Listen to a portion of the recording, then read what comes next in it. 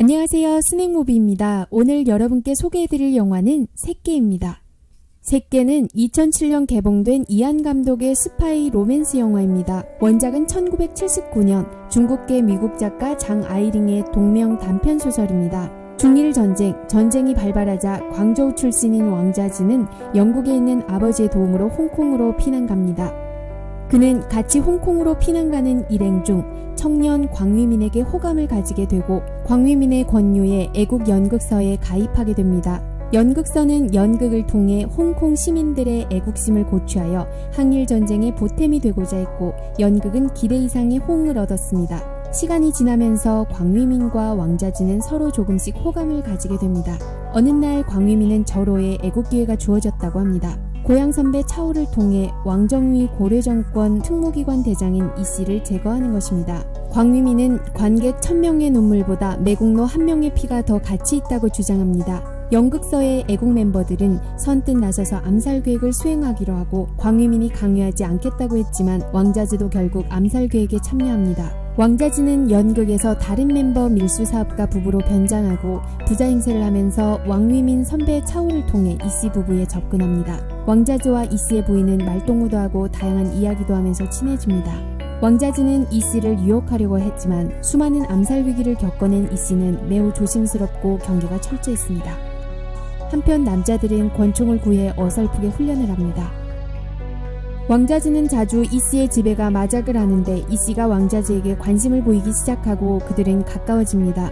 왕자지는 이씨와 옷을 맞추고 함께 식사를 하지만 조심스러운 이씨는 왕자지의 작은 실수를 눈치챕니다. 왕자지는 이씨에게 영화를 같이 보자고 하지만 이씨는 자신은 어두운 곳은 절대 가지 않는다고 거절합니다. 왕자지는 이씨가 분명 자신에게 관심을 가지고 있고 더 깊은 관계로 발전할 수 있다는 것을 느끼게 됩니다. 하지만 이씨가 조만간 왕자지를 원할 것인데 아직 처녀라는 사실이 알려지면 암살 계획이 무산됩니다.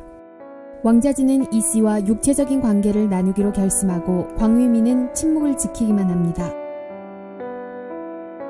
왕자지는 불쾌하지만 결국 사랑하지 않는 사람에게 몸을 바치게 됩니다. 그런데 이씨의 부인이 왕자지에게 전화해 곧 상하이로 이사간다고 알려주어 그들의 노력과 희생은 물거품이 되고 맙니다. 차오가 찾아와 그들을 적발하려고 하는데 모든 연극 부원들이 달려들어 그를 결박하고 칼로 찔러 죽이고 홍콩 시절의 이야기는 끝이 납니다. 3년 후 일제 치하인 상하이로 이주한 왕자지는 이모 집에 머물면서 일본어 공부를 합니다. 왕자지는 국민당 요원이 되어 상하이로 잠입한 광위민을 다시 마주하게 되고 광위민은 다른 연극 부원들도 모두 상하이에서 이씨의 암살을 계속 추진하고 있다고 말합니다. 광위민은 왕자지를 상관인 우영감에게 데려갑니다. 우영감은 미인계로 이씨를 유인해 암살하는 작전에 왕자지가 다시 막부인 역할을 해달라고 부탁합니다.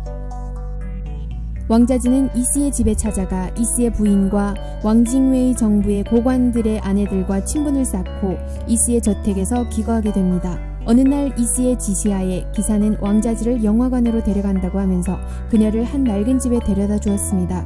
그 후 이씨가 나타나 왕자지의 옷을 찢고 전신을 수색하더니 벨트로 왕자지를 때리고 나서 그녀를 꽁꽁 묶고 매우 거칠게 범합니다. 며칠이 지나 하이는 이씨가 남경에 출장을 갔다고 합니다. 왕자지는 이씨의 집에서 이사 나갈 준비를 하는데 이씨가 돌아옵니다. 왕자지는 이씨에게 이씨가 말도 없이 갑자기 홍콩을 떠나 마음속으로 그를 몹시 원망했다고 고백하자 이씨는 사람을 믿지 않지만 왕자지는 믿는다고 말합니다. 그들은 애인처럼 빈번히 육체적인 관계를 가집니다. 왕자지는 영화관에서 광위민과 만나 광위민에게 빨리 암살을 실시하라고 요청합니다. 계속 이렇게 연기하다가는 언젠가는 자신의 마음에 사랑이 피어날 거라는 사실을 알고 있기 때문입니다. 하지만 우영감은 이씨가 자기 가족을 몰살한 원수지만 승리를 위해 아직 살려둘 가치가 있다고 합니다. 왕자지는 이씨와 더 번번이 미래를 하면서 이씨에게 점점 빠져 자신의 마음까지 주기 시작합니다. 어느 날 이씨가 집으로 돌아가면서 자지에게 봉투를 내밀며 배달해달란 심부름을 합니다. 왕자지는 봉투를 광위민에게 가져다 주지만 안에 명함 한 장만 있었습니다. 광위민이 왕자지에게 뒤늦은 키스를 하지만 왕자지는 그를 밀어내면서 3년 전에 할 수 있었는데 왜 하지 않았는지 질문해 광위민은 말문이 막히고 맙니다. 왕자진은 쪽지가 적힌 곳으로 갔는데 그곳은 보석상이고 이씨가 자신에게 줄 반지를 선물하려고 했던 것입니다. 왕자진은 광유민에게 전화로 암살 실행 암호를 보냅니다.